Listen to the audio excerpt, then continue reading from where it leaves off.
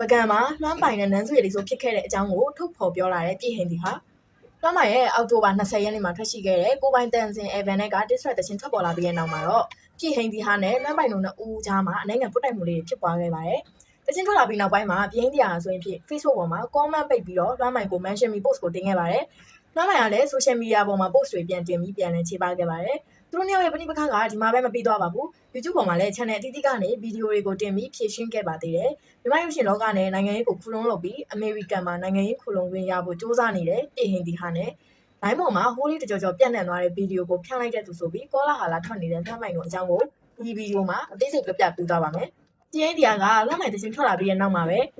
ငါနာမည်ကိုထည့်ဆိုရလောက်တဲ့အထိငါ့ကိုအဲ့လောက်ကြောက်သွားတာလား။မင်းသားလို့ချင်လို့ငါစီအတင်းပူစားတော့ငါမင်းရဲ့နှာခေါင်းကြောင့်မင်းသားမဖြစ်နိုင်လို့ပြောတာကိုစိတ်ကောက်တာလား။နော်ဖောနဲ့မင်းရဲ့အကြောင်းကိုငါကဖော်လိုက်လို့ငါ့ကို diss တာလားစသဖြင့် social media ပေါ်မှာ post ကိုတင်ခဲ့ပါတယ်။လွှမ်းမိုင်ကလည်းမင်းပဲပိုဆန်းကိုငါနဲ့ရိုက်ချင်လို့ဆိုလွှမ်းမိုင်နဲ့ရရင်ပောက်မယ်ဆိုပြီးပြောရလေ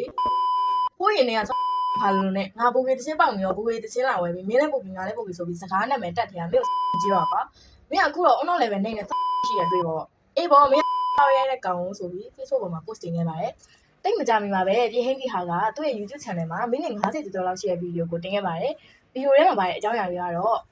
့နော်ဘောကစနိုက်ကြောင်ဖြစ်ကြောင်းကားပေါ်ကအဝါပေးတဲ့ဗီဒီယိုဟာလွှမ်းမိုင်တင်ကြောင်းဘာဖြစ်လို့လဲဆိုတော့နော်ဘောကသူ့ထက်တာတဲ့လူနဲ့တွဲမိလို့တဏ္ဍာမိုးသိန်းကလွှမ်းမိုင်အကြောင်းကိုအတင်းတုတ်ကြောင်းသူမြင့်မြတ်စီကနေတိန်း150မချီဘူးကြောင်းမြင့်မြတ်ကဘောစီတူးမှာ share ထည့်ထားတာဖြစ်ကြောင်းသူနဲ့လည်းမရင်းနေကြောင်းမန်နေဂျာနဲ့ပဲသိကြောင်းပိုဆန်းကြောင့်မင်္ဂလာစီးနီးမားမှာပြလို့မရလို့အဆုံးခံပြီးတော့ဇက်ကားရောင်းတဲ့အချိန်ပကံမှာမြင့်မြတ်နဲ့ညှိဖို့လုပ်သေးတယ်မြင့်မြတ်ကမန်နေဂျာကတစ်ဆင့်ပြောခိုင်းတာဇက်ကားရောင်းပြီးတော့မြင့်မြတ်ဝေစုသိန်း100ကိုရွှေနယ်တီရုပ်ရှင်ထုတ်လို့ရမှာချိန်ခဲ့ကြောင်းသူကချင်းပိုင်းဝင်ပတ်ထားလို့သူ့မိမကလည်းတခြားသူနဲ့စားလို့မရကြောင်းဟော့ပေါ့ပြောပါတယ်မော်ရယ်တယောက်ကသူ့ကိုပြုံးနေမှာဟော့ပေါ့ခေါ်ကြွေးတော့ဟော့ပေါ့ပဲစားကြောင်းထိုမော်ရယ်ကလူတိုင်းကိုဟော့ပေါ့လိုက်မကြွေးဖို့ဆုံးမသွန်သင်ပေးလို့မော်ရယ်ကသူ့ကိုပါထိုင်ကြတော့ကြောင်းတလောမှာမင်းသမီးတယောက်ကဘရာတောင်ပါမလာပဲသူ့အခန်းထဲဝင်မယ်တကယ်လုံနေလို့သူပြေးရကြောင်းအဲ့ဒီမင်းသမီးကသူ့အခန်းထဲဝင်သွားတာကိုမြင်ပြီးကိုမုံကသူ့ကိုပေါ့ဟော့မစားဖို့ဆုံးမရတယ်သူကမစားကြောင်းပြန်ရှင်းပြလို့နားလေသွားကြောင်းနန်းစုကအလုပ်အပေါ်လေးစားတယ်တေချာလုပ်တယ်လူကောင်းမို့လို့သူနန်းစုကိုလေးစားကြောင်းလွှမ်းပိုင်ကနန်းစုရဲ့ပကံရိုင်ကွင်းစီကိုလိုက်လာတယ်။မင်းသားကမြင့်မြတ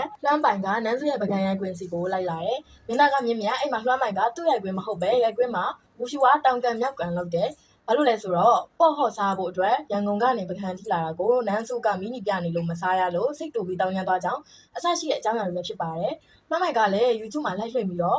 ဒီကောင်ဘလောက်တောင်ကလင်ကကြစ်ညံရှိလဲဆိုတာပြောပြမယ်ဖြစ်ကြောင်းနော်ဘောနဲ့အချို့တွေပြောင်းနေပြီဆိုတဲ့ဗီဒီယိုကသူတင်ထားတာမဟုတ်ကြောင်းအမြန်လန်းကကိစ္စကအေးအေးဆေးဆေးနဲ့ဖြည့်ရှင်းပြီးကြောင်းအပိုထက်ပေါင်းပြီးပေါကားရိုက်တဲ့ဇလန်းပေါက်ချုံလုပ်ပြီးပြောစရာပြောပြီးမှတန်တာမိုးသိတ်ကိုတွဲမချရန